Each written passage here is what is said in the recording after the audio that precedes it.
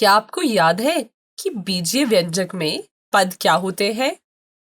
चलिए एक उदाहरण के द्वारा पद को समझते हैं। मान लीजिए कि 4x + 5 एक व्यंजक है।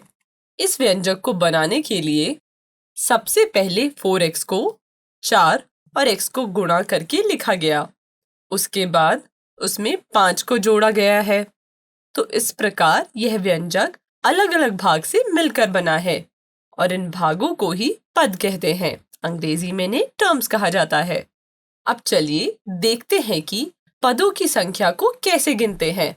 अब ये बताइए कि अचर बहुपद 4 में कितने पद हैं?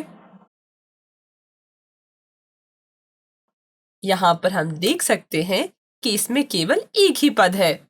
इसी प्रकार हम कह सकते हैं कि चर x में भी एक ही पद है। पहले चलिए देखते हैं कि 4x में कितने पद है। यहाँ पर 4 और x एक दूसरे से गुना हो रहे हैं। तो क्या इसका मतलब यह है कि 4 और x दो अलग-अलग पद हैं?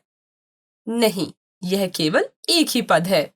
इसका मतलब गुणन पदों को अलग-अलग नहीं करते हैं।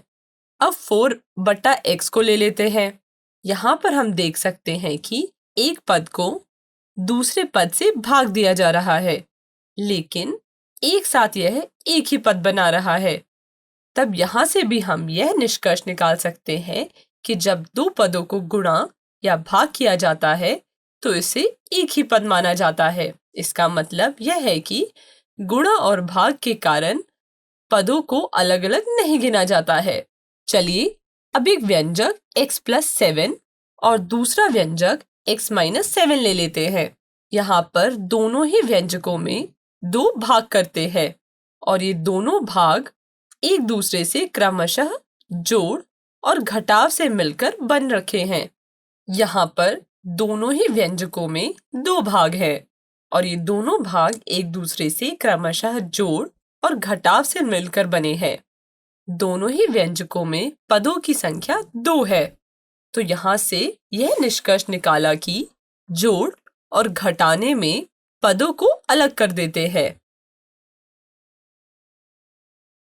चलिए अब इस व्यंजक में आप बताइए कि पदों की संख्या कितनी है। वीडियो को रोकें और इस प्रश्न का चर्चा अपने दोस्तों से करें। चलिए अब इसका उत्तर देखते हैं।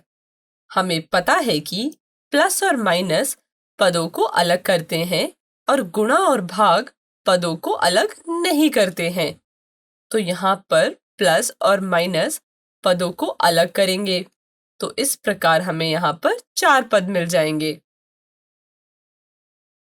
चलिए अब आप इस सवाल को नोट कर लें और इसे घर पर करने का प्रयास करें।